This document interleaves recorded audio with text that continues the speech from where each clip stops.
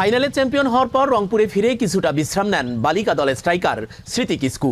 বুধবার বিকেলে কোচ মিলন মিয়ার বাইকে করে ক্যাপ্টেন অনন্যাকে সাথে নিয়ে পীরগঞ্জের চৈত্রকোলের চক কৃষ্ণপুর গ্রামে নিজ বাড়িতে যান কিসকু।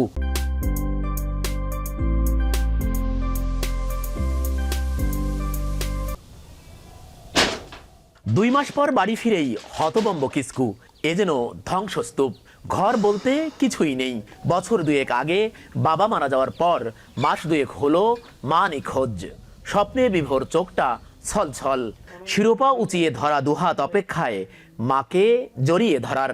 আমার বাবা মারা যাওয়ার পর এখানে আমরা কেউ থাকি না, আমিও থাকি না, আমার মাও থাকে না।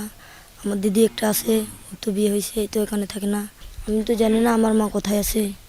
তো ক্রীড়ামন্ত্রী বা প্রধানমন্ত্রী আমার মাকে এনে দিলে ভালো হইতো। 2013 সালের 25 সেপ্টেম্বর ঠিক এই ঘরটিতে জন্ম হয়েছিল আজকের সারা জাগানো এই স্মৃতি কিসকোর। সময়ের ব্যবধানে তার ঘর লণ্ডভণ্ড, থাকার ন্যূনতম জায়গাটুকুও নেই তার। বাবা মারা গেছেন, মা থেকেও নেই। তারপরেও এই কিশোরী খেলোয়াড়ের একমাত্র স্বপ্ন শুধুই বাংলাদেশ। সাঁওতাল সম্প্রদায়ের এই কিশোরীর সাফল্যে গর্বিত গ্রামবাসী তথা বিভাগের মানুষ। স্মৃতি কিসকু বারবার দলকে এনে দিয়েছেন খুশির উপলক্ষ, অথচ তার নিজের আনন্দটুকু রয়ে গেছে অধরা। বুঝতেই দেয় না আর কি যে ওর বাবা নেই আর কি, মা নেই আর কি।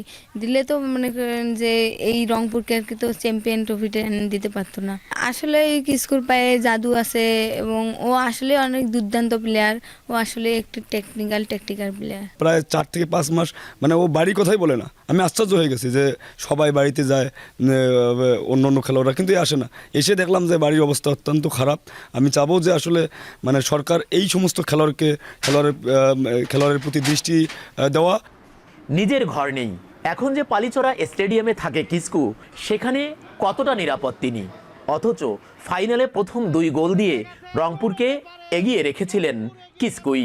পরিণতিতে 4 গোলে চ্যাম্পিয়ন হয় রংপুর বিভাগ। আমার তো বাড়ি ঘরও নাই, এই যে এখানে আসে থাকি। তো গ্লাস গেলাও ভাঙা, যে কোনো সময়ে ছেলেপেলেরা উঠে আসতে পারে।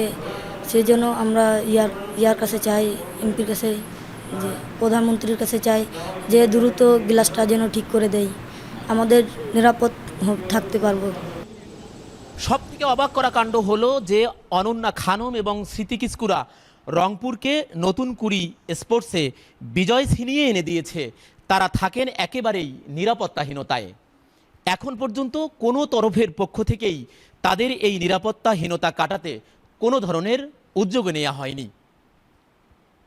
সরকার, মাঝারুল মান্নান, যমুনা স্পোর্টস, পালিচড়া স্টেডিয়াম, রংপুর।